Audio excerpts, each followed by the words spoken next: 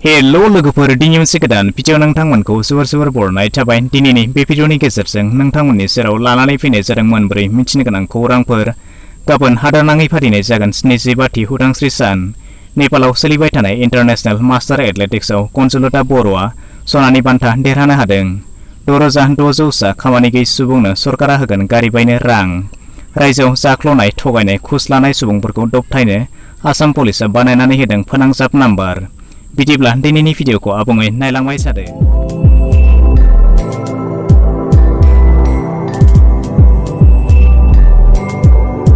गाबोन 15 आगस्ट भारत उदांस्रिनि 72थि बोसोर उदांस्रि सानाव हादरनाङै फालिनाय जागोन उदांस्रि सान। हादरनि राजधानी गोदान दिल्लीनि लाल किल्लायाव बेनि थाखाय थाम-थिम खालामनाय जादों। गुबुन बोसोरनिख्रुइ देग्लाय बे बोसोराव बांसिनै गोख्रों नोजोर लाखिनाय जादों।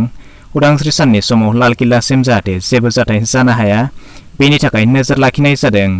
बेनि थाखाय 7 लेयार सिकिउरिटि थामहिनबा मोन 7 थोरोबनि सिकिउरिटि लाखिनाय जादों। 300नि बारा सीसीटीवी केमेरा लागायनाय जादों। गंगु एन्टि ड्रननि थाखाय थि खालामनाय जादों।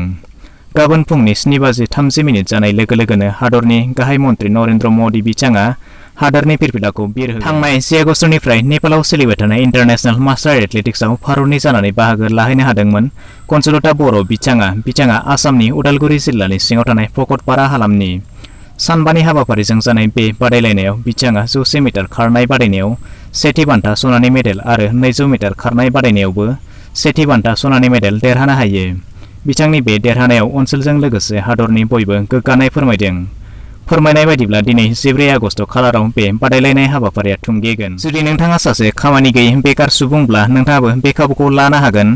रायजोनि मोनफ्रोम समस्थियाव 50 सुबुंखौ सरकारा होगोन फ्रि गारि सालायनायनि फोरोंथाय आरो बे खोथाखौ रोखा खालामनानै होदों रायजो सरकार थिंजायनिफ्राय।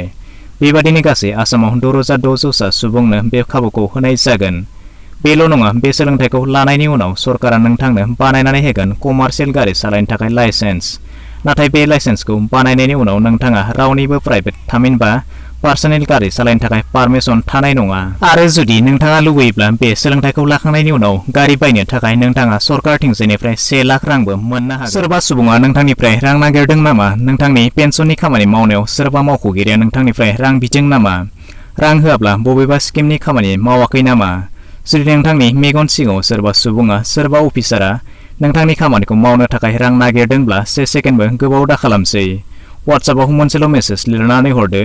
रायजोआव कारापसन फ्रि खालामनो थाखाय आसाम पुलिसआ 2 नाम्बार बानायनानै होदों आरो बे नाम्बारनि गेजेरजों नोंथाङा फोरमायहरनो हागोन घुस लुबैग्रा बै सुबुंनि थंखौ आसाम पुलिसनिसिम।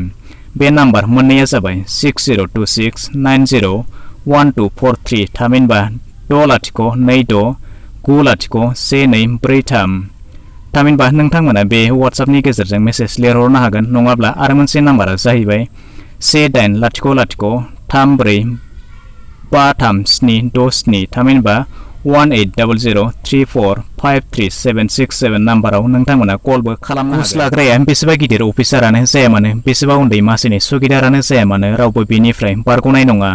बेखायनो नोंथांनि मेगन सिगाङाव सोरबाफोर बेबायदि नोजोराव गोग्लैयोब्ला फोरमायहरनो हागोन आसाम पुलिस। आरो बेखिनियाव मोनसे खोथा फोरमायनानै होनो सानदों, जुदि नोंथांमोना बे भिडिअखौ फेसबुकआव नायनो थाखाय जोंनि फेसबुक पेजखौ अननानै फल' खालामनानै लादो आरो सानफ्रोमबो बायदि आपडेटखौ गोख्रै आरो थोंजों मोननो थाखाय जोंनि आपडेट बड'लेण्ड टेलिग्राम चेनेलखौ जइन खालामनानै लादो। मोन्नैनिबो लिंकआ डिसक्रिप्शनाव दं। बिदिब्ला दिनैनि भिडिअ बेखिनियानोसै। आसा खालामो नोंथाङा भिडिअखौ नायनानै गासैखौबो बुजिबाय जानांगौ। जुदि माबाफोर गोनो गोथो थाबावबायब्ला नोंथाङा कमेन्ट सेक्सनाव थांनानै सोंहरनो हागोन।